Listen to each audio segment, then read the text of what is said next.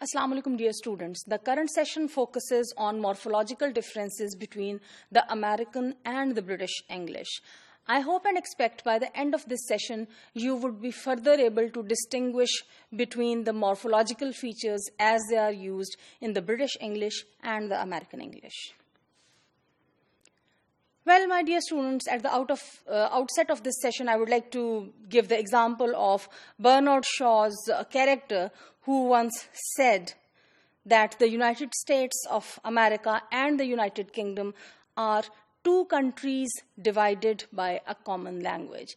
Well, the remark made here by Shaw is actually sarcastic because the language is same, but it is so very distinct and so very diversified and so very different in both the regions that it creates a division in terms of being completely different varieties. Well, coming towards morphology, I would say morphology is the study of words, how they are formed, and how their relationship to other words in the same language is created. Any study in morphology analyzes the structures of words and parts of words, such as stems and roots and affixes, which would include both prefixes and suffixes. So basically, it is about the construction or the structure of words. When it comes to the American English and the British English, well, at the morphological level, a lot of differences exist.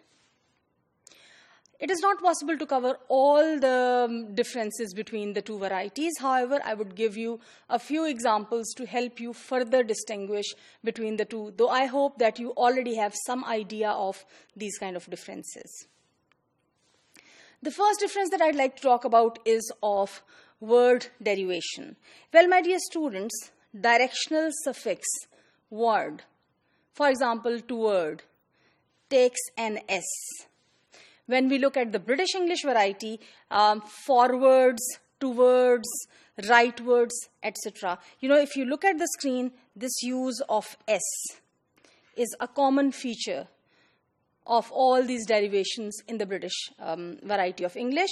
When you compare it with the American variety, this S is not found. If you notice here on the screen, forward, toward, and rightward. So, this S is not used. Now, I would like to share something very interesting, because young people like you, most of the times they watch American television and American films. The natural result is that they tend to use these varieties more without S. Whereas, for instance, a person like me with a more conservative approach on language who is trained through the British tradition would always go for this one. So, this causes a disparity and a difference when it comes to, the classroom work of the students. Anyways, in both dialects, this distribution varies somewhat. In American English, afterwards, towards, and backwards, this use of S is not usual. Whereas in the British English, this is very common, and this is used in phrases as well. The phrasal verbs, for example, look forward to. You would find, that in the British English, there is a possibility of using it without S, but when it comes to the phrasal verbs, for example, to look forward to. It would not, of course, be to look forwards to. It would be to look forward to without S. The forms with S may be used as adverbs or as prepositions to words, but rarely as adjectives in the Britain variety, whereas in American, one says an upward motion. Well, my dear students, Americans freely add, suffix-s to certain words like day or night or evening or Tuesday or Wednesday or weekend, etc., to form adverbs denoting repeated or customary action. Just to make it clear to you, let me give you an example. For example, an American would say, I used to stay out evenings. This S plural. I used to stay out evenings, which means every evening or frequently in the evenings, etc. Another example is the library is closed Saturdays, which means all the Saturdays, which means it is customary, it is a repeated action that happens again and again.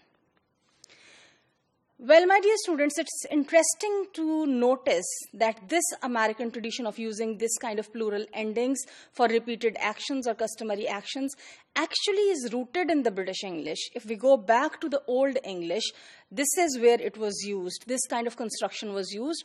However, the British English has lost it on the way. American English has retained it. I would like to talk about another important feature that distinguishes the two varieties of English. Well, in the British English, the agentive "er" suffix that is added at the end commonly is attached to, for example, football or cricket or netball. So, the British would speak footballer, cricketer, netballer, and even sometimes for basketball, basketballer, or volleyball, player would be called volleyballer. This is how the British would speak. The Americans would not use this "er" suffix as an agentive at the end. Instead of, saying footballer, they would say football player. Instead of saying cricketer, they would say cricket player. Well, my dear students, American English writers make new compounds from the existing English words. Again, here I would like to point out that because, all the technology, all the developments, all the innovations, discoveries, all the new things come from America. There is more need for creating new words. And in that process, a lot of vocabulary is created through the process of compounding in American English. And the number of these kind of compounds is far bigger as compared to we find them in the British English. If you look at the screen, you need to notice this: healthcare. In the British English, health and care are separate words, and they can be used as a phrase, but not as a compound, whereas in the American English, you would find them as one word, healthcare, that is used on both sides of the Atlantic. American English has made certain words in this fashion that are still treated as phrases in British English, so this is not the only example.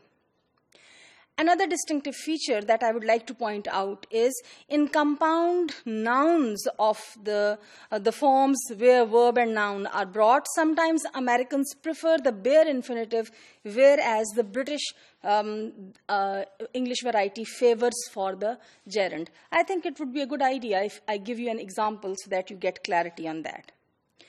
Look at the screen and you would find an American English example: jump rope. The British would call it skipping rope. This gerund use, ing use, is the British variety.